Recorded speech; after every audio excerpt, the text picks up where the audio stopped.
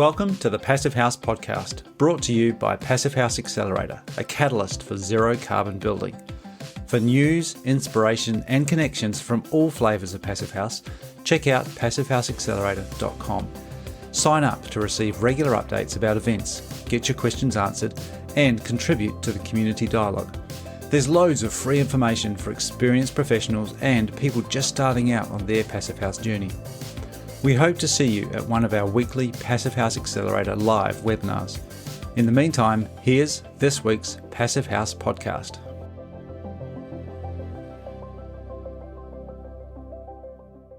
Hello and welcome to episode 206 of the Passive House podcast. I'm Zack Semke, co-host of the Passive House podcast, and we are doing this episode as a special one. We're missing Matthew Cutler-Welsh because he is skiing with his family, which kind of blows my mind right now, but that's something that he could do in New Zealand, so I'm hoping he's having a great time. And I'm joined by two special guests, Kim Davis, our programs manager, and Michael Ingui, our founder. So Kim, how's it going? Great, good to be here. I am actually based in Northeast Georgia, and we're kind of bracing ourselves for the aftermath of this hurricane. So we'll see what happens. Yeah, good luck with that. I've been watching the cone of probability there in terms of its path. I hope it doesn't get you guys very badly. And Michael, how are you? I'm doing well. It's been great in New York. It's good biking weather still, so I'm super happy to have this kind of fall weather in New York, and things are good. Going to a cool New York Passive House conference tomorrow. Oh, right, the regenerative metropolis. Yeah, it's going to be fun. Awesome. That's awesome. Well, it's great to have you both here on the podcast, and we are going to be diving into this, I guess, a couple of new, really exciting things that we're adding to our offerings at the Accelerator. So we wanted to talk a little bit about this. It's kind of a behind the scenes glimpse of what's coming and why. Before we do, I want to take a quick moment to give some shout outs to some important organizations. First, thank you to Walsh Construction. Construction is our Accelerator Partner of the Week. So they are making everything possible for us this week in terms of our programming, including this episode of the podcast. Also, I want to thank NYSERDA, the New York State Energy Research and Development Authority. NYSERDA is our stakeholder partner. Thank you, too, to our founding sponsors, 475 High Performance Building Supply, Ingui Architecture, Partel, Rockwell North America, and Zola Windows. Thanks, too, to our champion sponsors, Bewizo, Icon Windows and Doors, Intelligent Membranes, PH Air Seal, and Source 2050. So, Michael, you want to kick us off? Yeah, why not? Thanks. It's funny whenever I'm listening to a podcast or a program about a preview of a year, I'm always wondering, okay, who cares? And why am I listening to this? And it is cool to get the insight. But if I was listening to this, I'd be asking myself, well, great, but why are you making a podcast? And I think the reason to do it is to give people a really good insight into why we're doing it, but also we surveyed everybody, and it's cool to get the survey results. And we've created a whole new way of programming the Accelerator based on those results. So I think everybody would kind of want to know, what were the results of that survey, how to go and how it would affect them, one. And then two, some of the things that people are really interested in, I think can start to help people shape what they might be doing this year too. So it's not only about what we've got going on this year, it's, what's everybody thinking, which is it's always hard to know. Yeah. I mean, and I'm glad you brought up the survey. I mean, I feel like this episode is sort of almost like we owe it to our people, our community, to kind of reflect back on the great responses we got from the survey and how that's shaping what we're doing. So, and the survey results were super interesting and, sobering, because this is not easy work that we're all engaged with. And so the top 5 responses. So what we did with the survey, again, to refresh everyone's memory, is that we asked, what is the biggest obstacle that you face in creating zero carbon buildings? And we let people kind of define what zero carbon building meant for themselves. So the top 5 in order were first demonstrating the value of low carbon building or zero carbon building passive house. So people were having a hard time just, convincing clients that there's value there, or even project team members. So it was like a communications challenge that people are facing and butting up against. And then second, reducing the cost of these projects and project delivery, which is, that's a challenge that we all face. I mean, we know that projects do, as we learn, we can find efficiencies and bring project costs down, but it's a real issue that we need to tackle. Third was accessing cost-effective, low carbon and passive house materials and components, just like, getting them on time. Fourth was getting teams to do low carbon passive house. And then fifth was optimizing carbon reduction. So like, what does it mean to decarbonize buildings in the first place?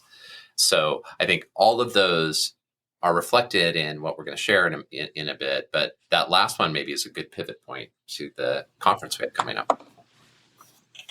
Yeah. So I think for me, one of the questions that I think a lot of people or some people ask is when we think about decarbonization and decarb, I think a great place to start is what does that mean?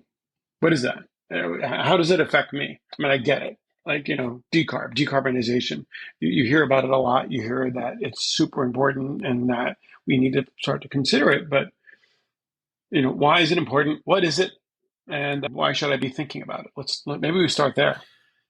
Yeah, well, I mean, I think that there's a little bit, that's a good question around the why. I think that our audience tends to be people who want to make buildings that address climate change. And we know that, everyone's heard a million times that buildings are responsible for 40% of greenhouse gas emissions.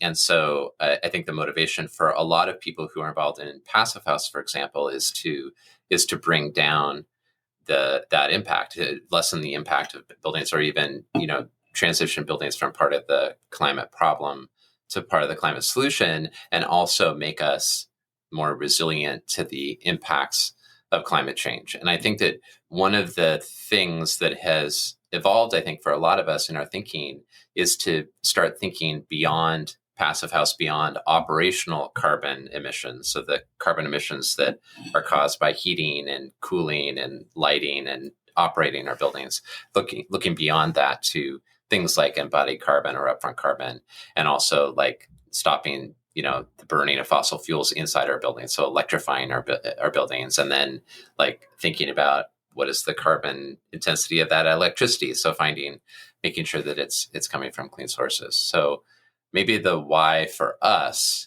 in terms of decarb is that passive house is just one piece of the puzzle of a larger puzzle that we have to be grappling with or putting together, I guess is the right for the metaphor. Yeah, I totally get that. I mean, I think we think about it all the time in our architectural practice, where we're looking at the retrofits and we're always asking the question, what the first question should be is, do I need to remove it? Like, am I sure I need to remove it?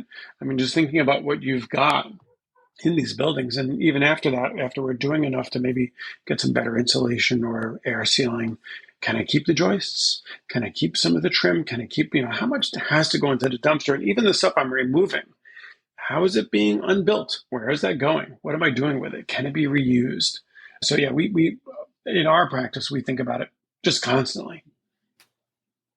Yeah, that makes so much sense. And then I think that's a really interesting, the whole retrofit question is also super interesting in terms of like, how far do you go, and the balance of the embodied carbon in the building, as you say, and versus like the operational carbon savings that a significant upgrade can mean. And how do you make sure that you're both being really mindful of not creating a bunch of new upfront carbon emissions from doing the retrofit intervention?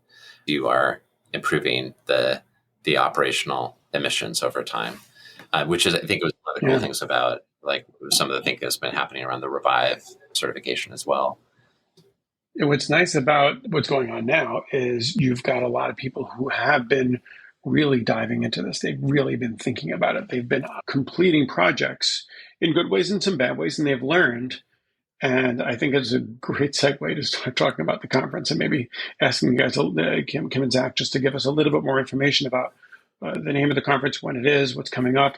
Because what's cool about the conference and what's really great about where we are is we're getting to have the ability to talk to people who have done, are doing, and can share actionable results that everybody can take with them. And I feel like it's a pretty exciting first conference coming up. So maybe talk a little bit about that. Yeah, I can jump in real quick. Zach did a lot of the planning for this with the speakers, so I'll hand off to him in a second. But the conference will take place on October 18th. It's a Friday. We'll start at 11:30 a.m. Eastern with a 30-minute networking session. Our platform is super interactive, so it gives a lot of kind of breakout sessions and space for folks to connect either one-on-one or in a group. We also will have some different sponsors that will be there as well. And we have Zola Windows and Doors. They will be our title sponsor for the event. At noon, we will start with hour one and we'll continue on until 4:00 with our different speakers. And then at 4:00, we will have a roundtable and we'll all kind of join and we'll have a lot of the speakers there to participate. We'll also have just attendees where anyone can kind of come on and ask questions and start conversations. So it will be a really collaborative event, similar to the prefab event we had back in May for those of you that joined us. Yeah, and it's a really awesome slate of speakers. We're really fortunate to be working with them, and it follows that same idea of doing the kind of TED Talk style presentation, so a little bit shorter in format than you might expect from a typical conference. So Lisa White from FIAS, Chris Magwood from RMI, Lois Arena from Stephen Winter Associates, Jessica Grove Smith from the Passive House Institute, Carmel Pratt from Bright Power, Tessa Bradley from Artisans Group,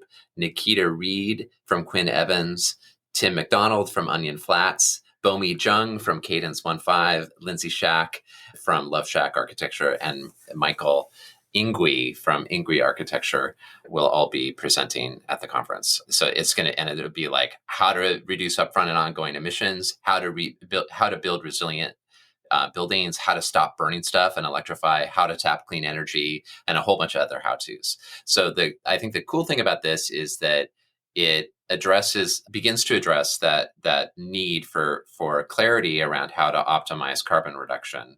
Yeah, it's going to be great. And then that's a great segue to just what we're doing this year.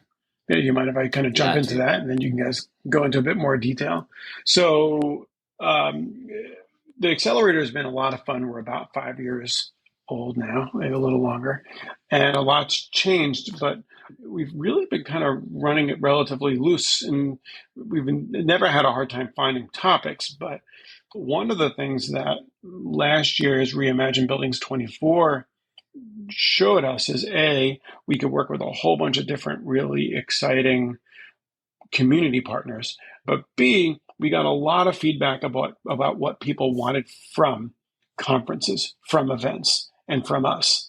And so what they wanted, we are learning from both the survey and from the feedback we got from that, were specialized, specific conferences, very similar to the conferences that we're talking about just now. And what it allows us to do, it allows us to bring in really great speakers who can provide, again, how-to actionable items in these conferences.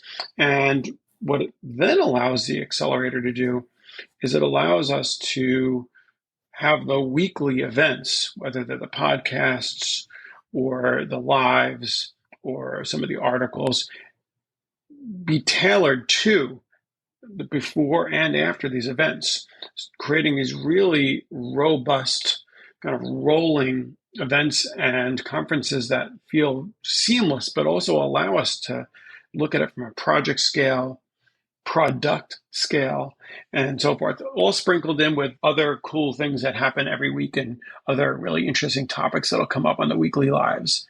And then finally, which I'm looking forward to having Zach and Kim talk about, we're always asked, well, what's next? What's nice about the way the accelerator does some of these events, the chats are really active. And sometimes the chats are even more active than the talk. And I've gotten to the point where when I'm talking, I can't look at the chat because all I want to do is chat while I'm talking. So, okay, well, what's next? What do I get out of this? I can't, why is it stopping here? I want to know more. And especially with people like Ed May, who provide incredible talks on really technical topics like how to use Passive House tools or some other cool program that's out. A lot of people have started to use it and they need some more support from each other. And that is where the brand new Reimagined Buildings Collective comes in. And we are launching it soon. And that is a community platform that allows those collaborations and conversations to occur on a really high level. And it allows people to truly one up every single day the thing that they're doing in real time while they're doing it. It's really exciting, and I think it's a missing piece in our community. So anyway, looking forward to hearing more about all those kind of individually, if you guys don't mind. That was a lot. Well, so Kim, do you want to elaborate on the weekly live and kind of the integration of with the conferences, or should we dive into the collective? What do you want to do? Let's start with the weekly lives first. Yeah. So we are, first off, we've changed the programming just a tiny bit, just to let folks know. The first week of the month will be our 101. The second will be a project of the month. The third will be construction tech. And the fourth will be next up, where we'll kind of give a teaser for the following month and how it connects to the platform and the collaborative platform. And we'll go through the next monthly theme there. So the goal with the programming this year is to really create a through line between what we have happening on the Reimagined Buildings Collective and what we have on our lives and our podcast, and to really reflect on the survey results that we had and try to give folks as much information on each topic as we can and give them as many opportunities as possible to continue conversations that start in the lives and have those happen on the platform. We do have two new hosts that I'd just like to let you all know about. We have Shafali Sangvi.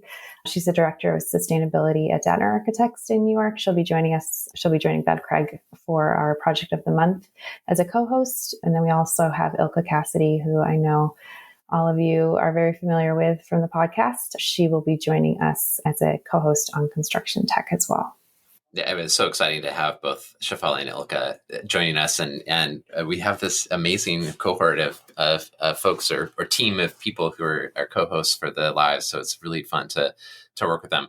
Yeah, on the Reimagined Buildings Collective, I mean, I feel like it's been kind of an obsession of certainly mine, and I think of the teams for the last several months, really, because I think that we, over the years, have recognized that there is this need, this lack, essentially, for the opportunity for ongoing connection. And I mean, we experience connection, kind of episodically, or like these little bursts of connection at events.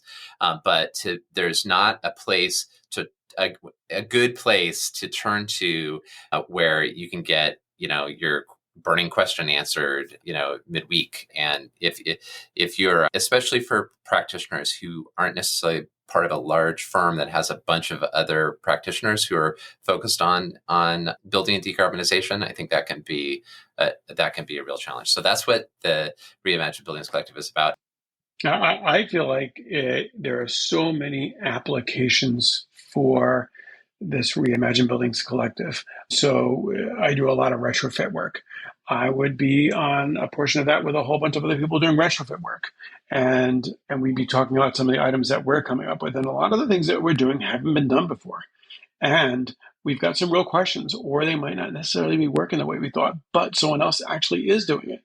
And what's cool about the community that we're all in is there's so many people in the community doing really next level work that there's always someone who's already done the thing you're trying to do. And now in the community, you can get access to them. I can't wait to see it grow. It's going to be fun. It's going to be fun. It's exciting.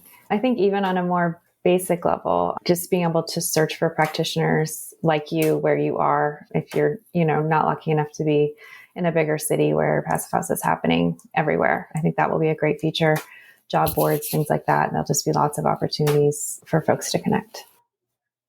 Yeah. It's a really cool interface in terms of connecting with other people and finding commonalities like geography or maybe just, interest, or, if embodied carbon is a hot topic for you, who are the other embodied carbon geeks in the community, those sorts of things. It's kind of really intuitive and visual. It's fun.